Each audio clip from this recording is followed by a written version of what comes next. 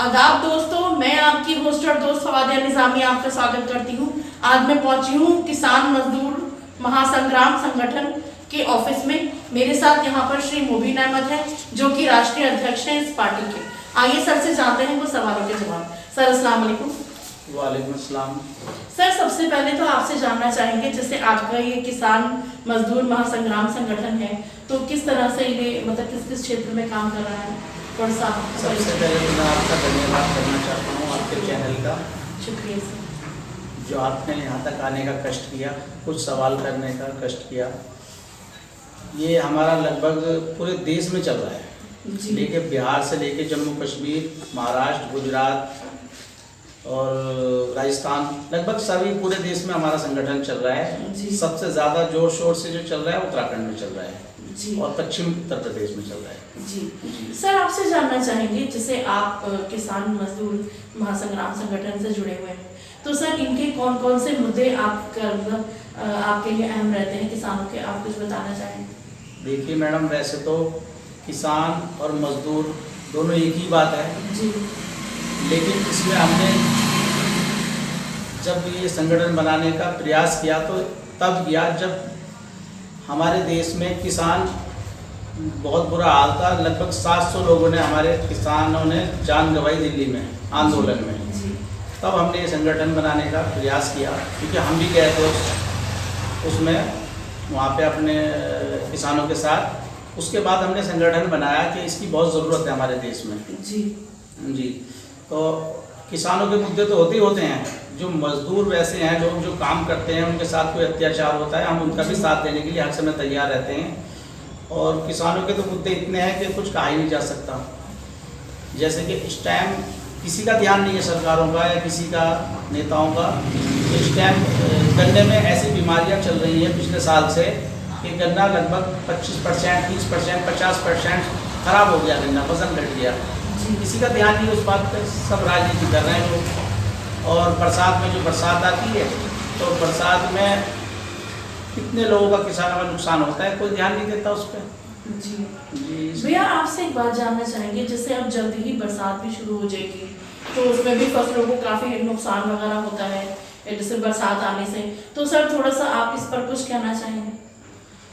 बरसातों में तो मैं तो सरकार से यही कहूँगा कि भाई इस बात का ध्यान रखा जाए, जिस किसान का बहुत ज़्यादा नुकसान हो जाए ऐसा ना हो कि वो आत्महत्या कर ले या कोई अपना नुकसान कर ले। इससे अच्छा है कि उसको थोड़ी सी हेल्प कर दी जाए, उसका जो नुकसान की भरपाई कर दी जाए। जिसका ज़्यादा नुकसान है, छोटा मोटा नुकसान तो किसान झेल ही लेता है, लेकिन बड़ा नुकसान होने पर वो डरता है कि मैं कहाँ से उतारूंगा कर्ज, क्योंकि लोन लेके काम चलाता है, बैंकों से लोन ले रखा है।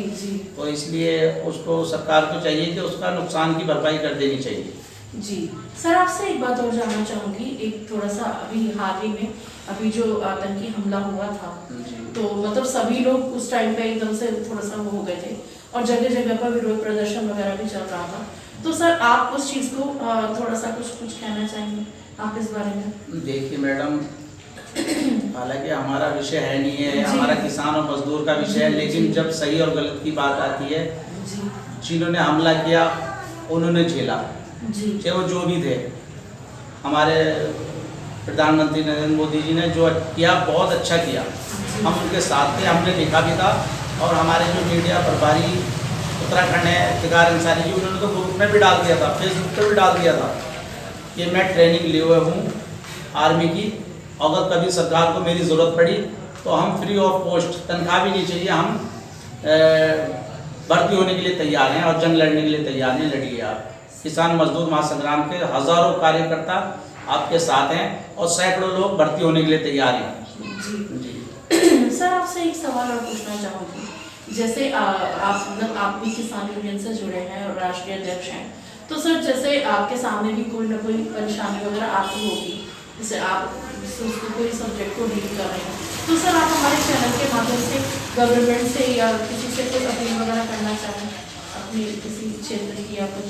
जी मैडम, मैं आपके चैनल के माध्यम से अपने उत्तराखंड के मुख्यमंत्री पुष्कर सिंह धामी जी से और माननीय प्रधानमंत्री नरेंद्र मोदी जी से, सभी से कहूँगा कि बस किसानों का ख्याल रखें कि पूरा देश किसानों से चलता है। जैसे हमारा एक नारा है जय जवान और जय किसान। तो हम अपने किसान से पहले जवान का नारा देते हैं, उसके बाद किसान का नारा देते हैं। बस थोड़े को ज़्यादा समझें और किसानों का ध्यान रखें। जी सर, आपसे एक सवाल और पूछना चाहूँगी कि जैसे आपको इस पार्टी में यहाँ उत्तराखंड में कितना टाइम हो गया स्टैब्लिश करे हुए? ये लगभग मैडम हमें 1.5 से पौने 2 साल हो गए और कई हज़ार लोग हमारे संगठन में हैं, जिसमें हज़ारों की तादाद में तो पदाधिकारी हैं, बाकी सदस्य की तो कोई लिमिट ही नहीं, कितने सदस्य हैं हमारे संगठन। जी सर, आपका बहुत बहुत शुक्रिया, आपने हमें अपना कीमती समय दिया, इसके लिए बहुत बहुत शुक्रिया।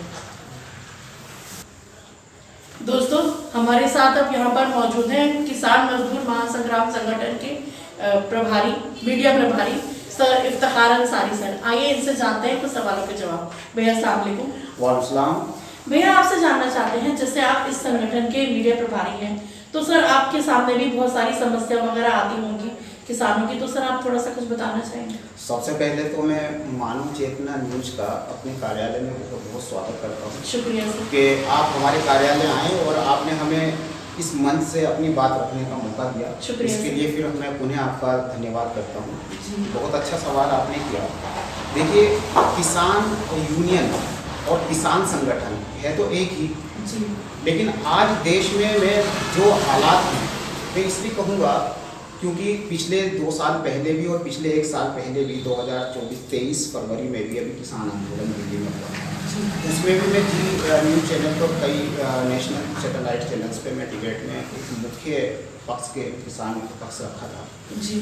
तो आज किसानों की जो दयनीय स्थिति है इस पर बड़ा ही 24-23 फरवरी में भी अभी किसान आंदोलन दिल्ली में हुआ, उसमें भी मैं जी न्यूज़ चैनल पर कई नेशनल सैटेलाइट चैनल्स पे मैं डिबेट में एक मुख्य पक्ष के किसान का पक्ष रखा था। जी। तो आज किसानों की जो दयनीय स्थिति है इस पर बड़ा ही सोचनीय वाला विषय है आज ये, कि किसानों की तरफ जो है कहीं ना कहीं किसान सरकार जो है ध्यान भी दे रहे हैं और नहीं भी दे रहे हैं। ये बड़ा चिंता का विषय है। हम देख पा रहे होंगे कि महाराष्ट्र हुए या और भी कई अन्य राज्य हैं, यूपी हैं, उत्तराखंड है, वहाँ पे किसानों में कहाँ न कहीं हाहाकार मचा हुआ है। किसान जो है एमएसपी को लेकर के आए दिन सड़कों पे होता है। तमाम सारे मुद्दे किसानों के ऐसे रहते हैं, लेकिन कहीं ना कहीं वो एक ठंडे बस्ते में चले जाते हैं।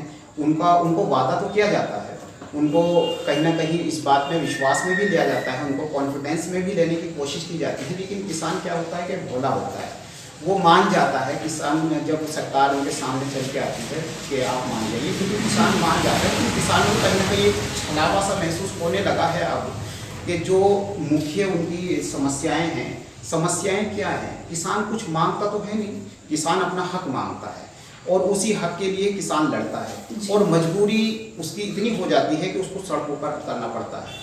तो यही चीज़ें हैं किसानों के लिए। क्या है, किसानों के लिए जो एक बेसिक बुनियादी चीज़ें हैं सरकार को उन पर काम होना चाहिए। अब मैं बात करूँगा कि बेसिक चीज़ें क्या हैं, जैसे रोगग्रस्त फसल हैं, जैसे कि आजकल गन्ने पे बहुत बड़ा रोग चल रहा है, जैसे कि हमारे माननीय राष्ट्रीय अध्यक्ष जी ने एक संगठन के अभी आपको बताया जी उससे पहले, तो उसके बारे में मैं बहुत ज़्यादा विस्तार से नहीं, क्योंकि उन्होंने बता दिया। इसके और सरकार को ध्यान देना चाहिए, उसके मुआवजे का कहीं ना कहीं इंतजाम करना चाहिए। देखिए, किसान जो है पूरे साल फसल उगाता है, तमाम कड़ी मेहनत करता है, बरसात और आपदा से भी लड़ता है। ये तो खैर आसमानी आपदा है, कभी भी आ सकती है, लेकिन कहीं ना कहीं किसान को ये भरोसा होता है कि हमारे सर पे सरकार का हाथ है, तो हमारी भरपाई कहीं ना कहीं हो सकती है। तो ऐसा किसान चाहते हैं कि सरकार जो है उनको सपोर्ट करे, लेकिन कहीं ना कहीं जब बात मुआवजे की आती है और जब किसान की फसल लास्ट टाइम पे जब वो मंडी में जाती है तो वहाँ उसको मुनासिब दाम नहीं मिलता। सबसे बड़ी दिक्कत यहाँ है, सबसे बड़ी समस्या यह है कि देखिए, मैं कोई चीज़ अगर प्रोडक्शन कर रहा हूँ तो मैं ये उम्मीद करता हूँ, ये एक्सपेक्ट करता हूँ, ये अपेक्षा करता हूँ कि मुझे मेरी फसल का मुनासिब दाम मिलता है। जो मेरी लागत है वो तो मिले ही मिले और मुझे इसका बेनिफिट मिलेगा, तभी तो मेरा घर चलेगा और तभी मैं खेती बाड़ी कर सकता हूँ। लेकिन अक्सर वो चीज़ें होती नहीं। कहीं ना कहीं क्या होता है कि प्राइवेटाइजेशन होने लगा है। उसमें क्या है कि सस्ती चीज़ें किसानों से खरीद की जाती हैं, समय पे खरीद नहीं हो पाती हैं, किसानों की बहुत सी फसलें खेतों में सड़ जाती हैं, गल जाती हैं, बह जाती हैं, बरसात में जो है ना नष्ट हो जाती हैं। तो सरकार को क्या है, बुनियादी चीज़ें अगर दुरुस्त कर लें तो मुझे नहीं लगता कि किसान जो है वो कहीं ना कहीं फिर इस तरह की चीज़ें करेगा। किसानों की यही चीज़ें है, किसान ये चाहता है कि समय पे हमारी फसल बिके, उसका तय मुनासिब दाम मिल जाए। और एमएसपी की जो बार बार आवाज़ होती है, एमएसपी आखिर क्यों किसान करता है, क्योंकि उसका एमएसपी जो है उसका अधिकार है किसान का। सही बात। और उस पर हमेशा सरकार ने जो है दोहरा मापदंड अपनाया है। कहीं ना कहीं किसान सरकार जो है इस चीज़ से डाइवर्ट करके नए नए कानून तो ला देती हैं, जिससे कि जो कुछ विशेष तथाकथित बिजनेसमैन हैं उनको फ़ायदा पहुंचाने के लिए, लेकिन किसानों के लिए जो है वो ये चीज़ें नहीं कर पाती हैं। तो ये बड़ा गंभीर और बड़ा सोचनीय विषय है। तो ये भी एक बड़ा मसला है। इसके बाद अभी उत्तराखंड में आपदा आई थी पिछले साल, देखा होगा। मैं देखूंगा कि जो बांगर का एरिया है, नक्सर क्षेत्र है, जहाँ पे गंगा बहती है, जहाँ पे ज़्यादा बाढ़ की स्थिति उत्पन्न हो जाती है, वहाँ पे किसानों की बहुत फसल बर्बाद हुई। और वहाँ पे जो हमारे कृषि मंत्री थे पिछले कुछ साल महाराज, उन्होंने दौरा भी किया था। मैं उत्तराखंड की बात कर रहा हूँ, उत्तराखंड में बैठा हूँ। हालांकि तमाम जगहों से हमारे पास इंफॉर्मेशन होती है, लेकिन हम सब जगह से बताना ही मुनासिब नहीं, वो तो एक ही बात है। तो वहाँ पे उन्होंने इस चीज़ का ऐलान किया था कि जो आपकी फसल बर्बादी हुई है, आपदा में जो नुकसान हुआ है, बाढ़ से आपकी फसल बर्बाद हुई है, उसका मुआवजा तय मुआवजा उसका सर्वे करा करके दिया जाएगा। लेकिन मुझे नहीं लगता कि अब तक किसी किसान के पास वो कुछ साल भर गुजर गए हैं और दूसरी बरसात सर पे खड़ी है, फिर वही स्थिति होने के कगार पे है। तो अब ये चीज़ किसान जाए तो कहाँ जाए, किसान किससे सवाल करेगा, किससे अपनी बात रखेगा। अब बात अगर करते हैं तो किसान आज उस स्थिति में है कि ना तो किसान की पक्ष सुनने को तैयार है, ना विपक्ष सुनने को तैयार है। और विपक्ष की तो बात नहीं करेंगे। आज के वक्त में मुझे ऐसा लगता है कि विपक्ष तो है ही नहीं, विपक्ष की भूमिका सिर्फ किसान यूनियन और संगठन उठा रहे हैं। तो अब किससे अपनी आवाज़ उठाएगा, किससे अपनी बात किसान करेगा, ये भी एक बड़े गंभीर विषय है। तो यही मेरा कहना है कि सरकार जो है, किसान एक अन्नदाता है।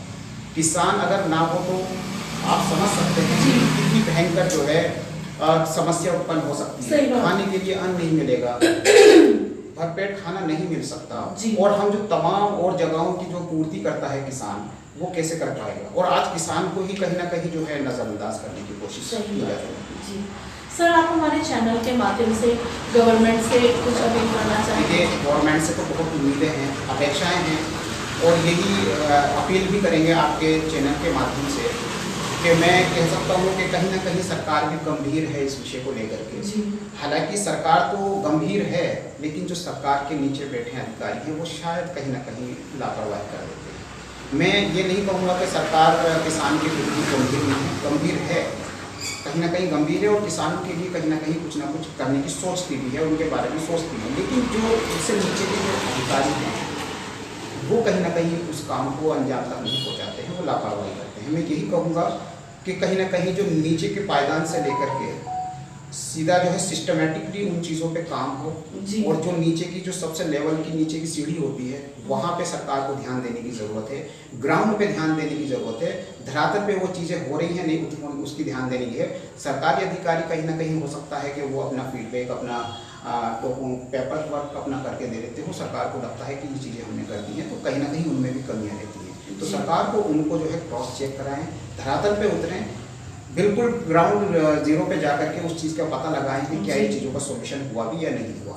तो मैं तो यही कहूँगा कि सरकार कहीं ना कहीं ठीक है, अच्छा काम कर रही है, कुछ मायनों में बेहतर भी काम कर रही है और कुछ मायनों में नहीं भी। बरसात है, मैं फिर कहूँगा कि पिछली बार वाली जो आपदा आई थी और तमाम किसानों की फसलें बर्बाद हुई थी, उसको लेकर के जो बांध बनना था और तमाम सारी जो है बरसात उसको तैयारियाँ करनी थी, उसको समय से रहते करने तो शायद वो उसको नुकसान को कम किया जा सकता है। जी सर, आपसे एक सवाल और पूछना चाहूँगी। वैसे तो आपने सारी बातें बता दी, आप भी मुस्लिम कम्युनिटी से हैं, तो आपसे एक जनरल सवाल पूछना चाहूँगी। जैसे हाल ही में अभी एक बात सामने आई, जो दून हॉस्पिटल के पास एक मज़ार था, उसको शहीद कर दिया गया।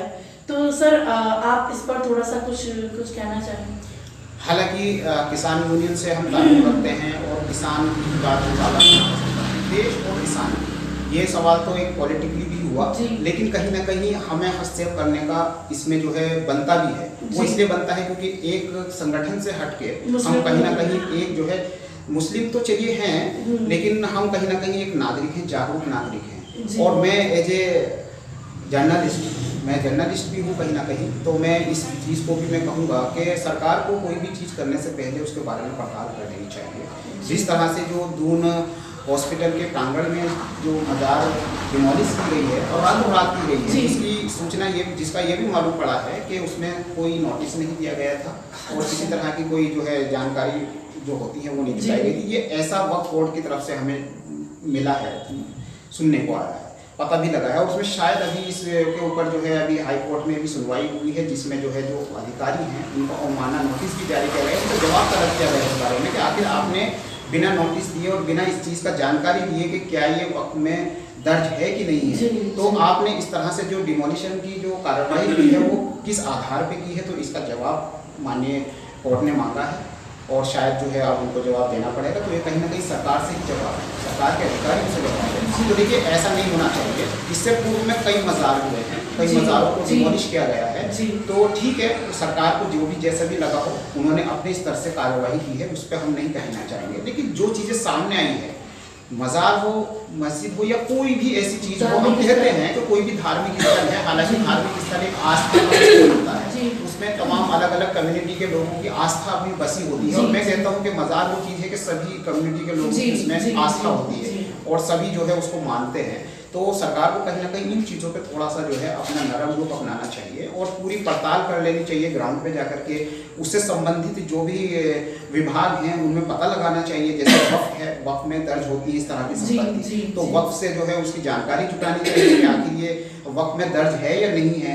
तो वो चीज़ें जो है सरकार ने शायद करने में ढिलाई की हो या फिर ना करना क्यों नहीं किया, ये वही जानते हैं, लेकिन वो गलत था।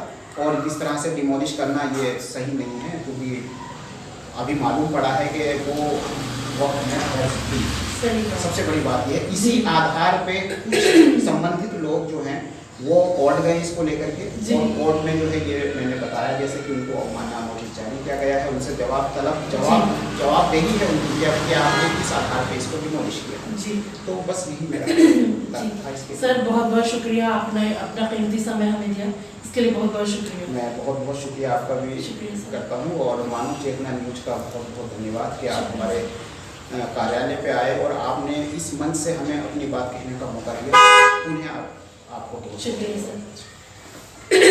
दोस्तों, अभी आपने सर की बातों को सुना।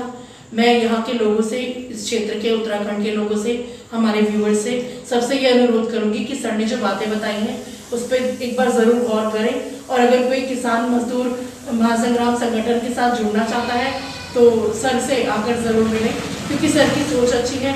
ये युवाओं को, किसानों को, अपने दोस्तों को, मजदूरों को और अपने उत्तराखंड के लोगों को, सभी लोगों को साथ लेकर चलने में विश्वास करते हैं। और हम भी सभी लोगों से यही आशा करते हैं कि ज़्यादा से ज़्यादा सर के संगठन के साथ जुड़ा। इसी के साथ मुझे दीजिए इजाज़त। मैं फवाद निज़ामी अपने सहयोगी अजय कुमार जी के साथ मानव चेतना न्यूज़ देहरादून फिर किसी नए शख्सियत के साथ, नए टॉपिक के साथ आपसे कराएंगे मुलाकात। तब तक बने रहिए मानव चेतना के साथ। धन्यवाद।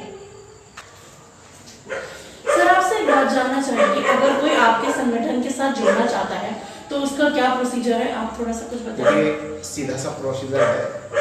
हमारा संगठन गरीबों की, मजलूमों की, वंचितों की, शोषित वंचितों के लिए काम करता है और किसानों के लिए तो करता ही है।